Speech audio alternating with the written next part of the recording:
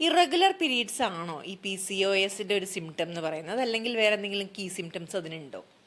തീർച്ചയായിട്ടും. കാരണം പൊതുവെ പെൺകുട്ടികൾക്ക് ഈ മെൻസ്ട്രൽ ഇറഗുലാരിറ്റീസ് ഉണ്ടാകുമ്പോഴാണ് അവർ ഡോക്ടറെ കാണാറും അൾട്രാസൗണ്ട് ചെയ്യാറും അതുപോലെ ഈ PCOD ഉണ്ട് എന്ന് ഡയഗ്നോസ് ചെയ്യാറുള്ളത്.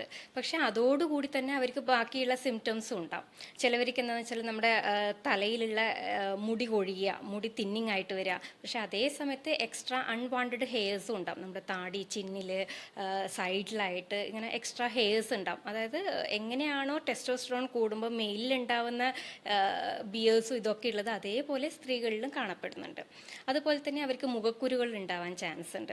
സാധാരണ ഉണ്ടാകുന്ന മുഖക്കുരു പോലെയല്ല, അത് അവരെ ലോവർ ജിന്നിൽ ഈ സിസ്റ്റിക് ആക്നെ എന്നാണ് പറയാറ്. അതായത് കുറച്ചുകൂടെ ഡീപ്പായിട്ട് പെട്ടെന്നൊന്നും ഉണങ്ങത്തില്ല, അത് കുറച്ചുകൂടെ ഡീപ്പായിട്ട് പസ് ഫോർമേഷൻ, നല്ല പെയിൻഫുൾ ആയിട്ടുള്ള ആക്നേസ് കാണാറുണ്ട്.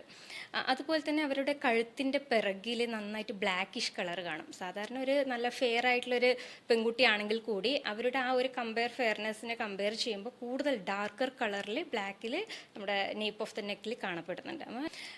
അപ്പം അതുപോലെ തന്നെയാണ് അവർക്ക് ഉണ്ടാകുന്ന ബ്ലോട്ടിങ്, വയറ്റിലുണ്ടാകുന്ന ഡൈജസ്റ്റീവ് ഡിസോർഡേഴ്സ് ഉണ്ടാവും, മൂഡ് സ്വിങ്സ് ഉണ്ടാവും. ഇതൊക്കെ ഇതിൻ്റെ ഒരു ലക്ഷണമായിട്ട് സിംറ്റംസ് ആയിട്ട് പറയാൻ പറ്റും.